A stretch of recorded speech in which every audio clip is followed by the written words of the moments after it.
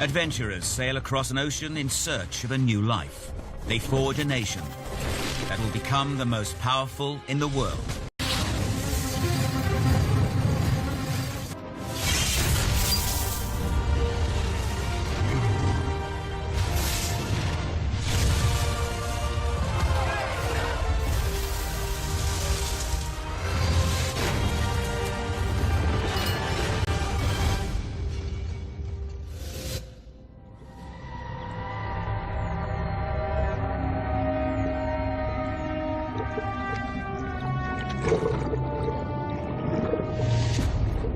May 1610, a ship called the Deliverance sails toward America. 120 years after Columbus, it's still a perilous journey. More hands over here. On board is John Rolfe, a 24-year-old English farmer in search of a new life. Crossing the Atlantic takes at least 2 months, sometimes much longer. 70% of early adventurers like Rolfe will be dead within a year. But to Rolfe, the risks seem worth it. North America is a land of opportunity.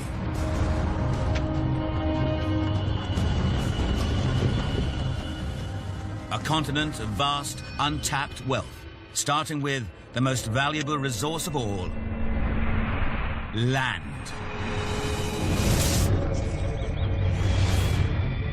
A blanket of 50 billion trees covers half of what will become home to more than 300 million people.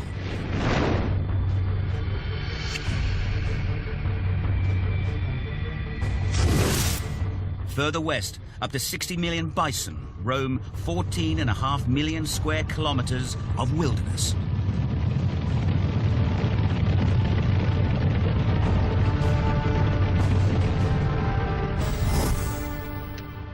Whilst underground are said to be gems, silver, and some of the largest seams of gold in the world. The settlers expect nothing less than El Dorado.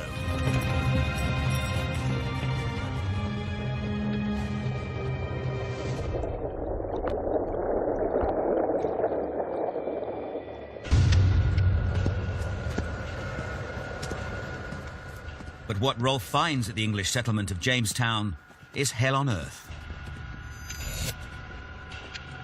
3 years before, the colony was founded by 500 settlers. Hello? When Rolfe arrives, barely 60 remain. They've been through a winter of starvation. Having fed on horses and other animals, we had boots, shoes, and any other leather we came across. 3 months before Rolfe's arrival, a man was burned at the stake for killing his pregnant wife and planning to eat her.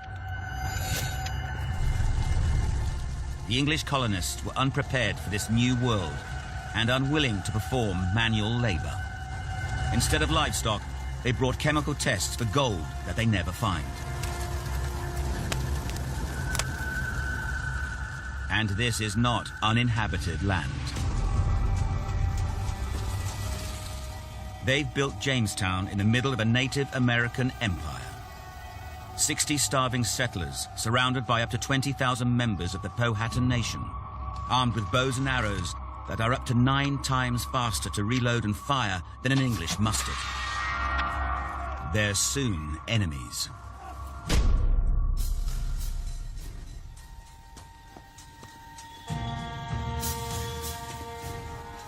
But John Rolfe's arrival is the beginning of a new approach.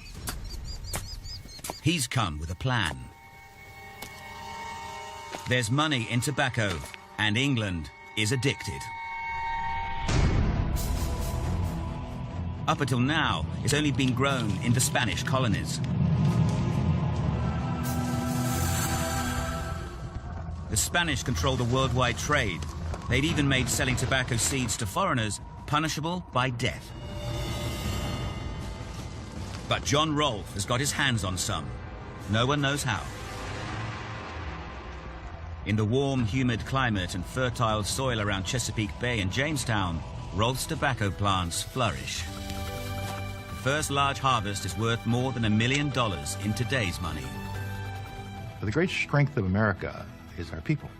If you want to know what is the defining strength of America, it is our people, our immigrant tradition, our bringing in cultures from all over the world. I know what goes into making success. And when somebody's really successful, it's rarely luck. It's talent, it's brain power, it's lots of other things. In 1614, Rolfe marries the daughter of the king of the Powhatan Empire. Her name becomes legend, Pocahontas. In 1616, the couple travel to England, where she becomes a celebrity. A portrait of her face advertising life in the new world. Shakespeare is inspired by the colony, England's rich invest money in it, and Virginia becomes the talk of London. A land of plenty. Within 2 years, tobacco turns Jamestown from a starving hellhole to America's first boomtown.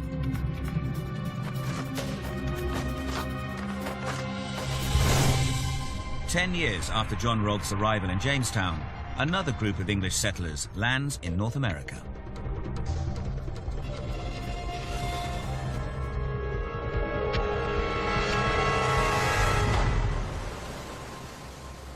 They come ashore on a deserted beach some 700 kilometers further up the coast. They named their new settlement Plymouth, after the English port they sailed from. These are a different breed of settler, a group of religious dissidents with faith at the center of their lives. They made the dangerous Atlantic crossing, seeking freedom to practice their religion. Among them is a 24-year-old apprentice printer, Edward Winslow. He arrives on a boat called the Mayflower. By April 1621, their settlement is taking shape. The Mayflower returns to England.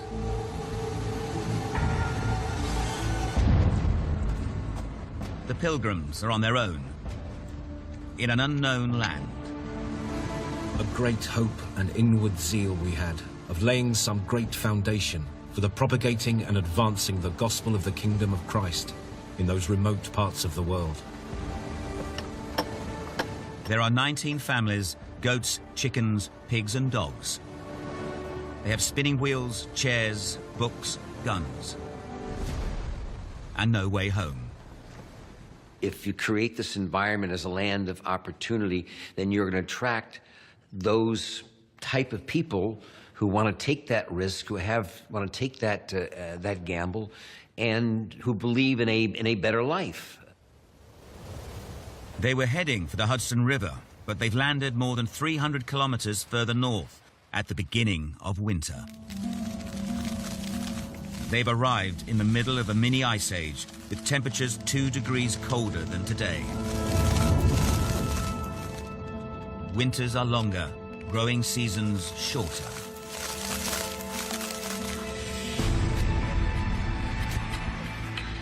The soil is poor, little grows. Food supplies soon run low. In the first 3 months, more than half the Pilgrims die. William Bradford is the governor of a community soon in desperate trouble. It pleased God to visit us with death daily. Disease was everywhere. The living were scarcely able to bury the dead. They died sometimes 2 or 3 a day. Of 100 and odd persons, scarce 50 remained. At times, only 6 workers are fit enough to continue building their shelters. Susanna White's husband dies that first winter. Edward Winslow's wife perishes a month after. Within weeks, White and Winslow marry. They'll have 5 children. Today, more than 10% of all Americans can trace their ancestry back to these first 50 pilgrims.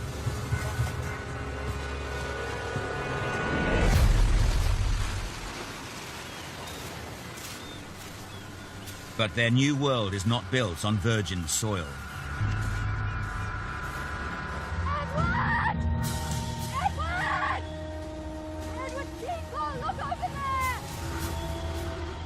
As at Jamestown, there were others here first.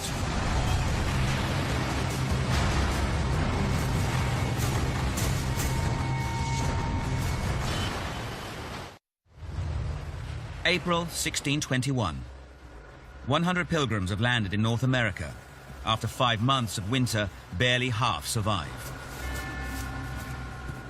They're also not the first Europeans to visit this coast. 5 years earlier, European explorers landed here and brought plague. Almost 9 out of 10 of the local people were wiped out.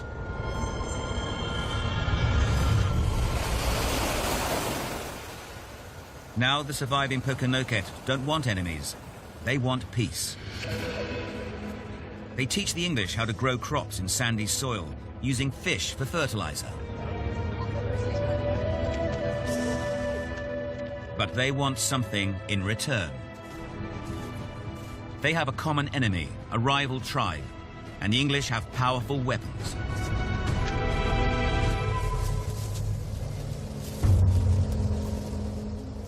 The Pilgrims aren't soldiers, but in a new world they have to fight to survive.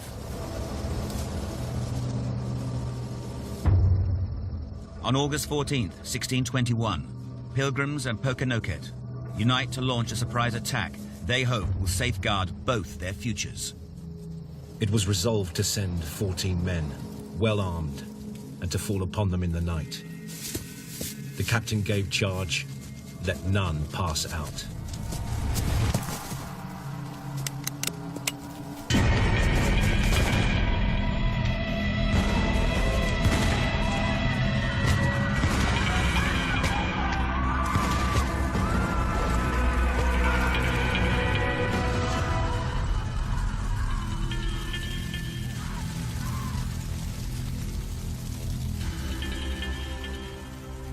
Ambushed, the Pokanoket's rivals have no answer for English firepower.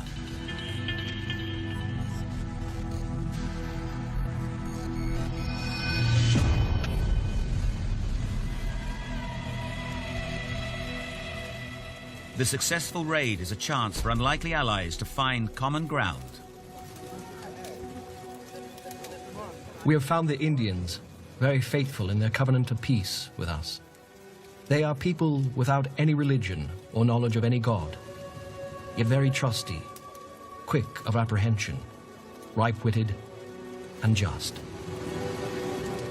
Pilgrims and Pokanoket seal their friendship with a meal. In time, it will become a celebration every American recognizes: Thanksgiving. One of the main themes in the founding of America was a place to do business, a place to expand your horizons, a place to live a life of your own, practice your own religion. Those are the basic themes that brought people to these shores to colonize.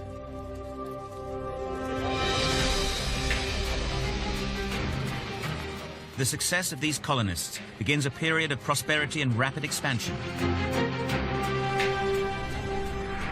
From Jamestown and Plymouth, their descendants spread out across the Atlantic seaboard. Tens of thousands more Europeans followed them across the Atlantic in search of a better life.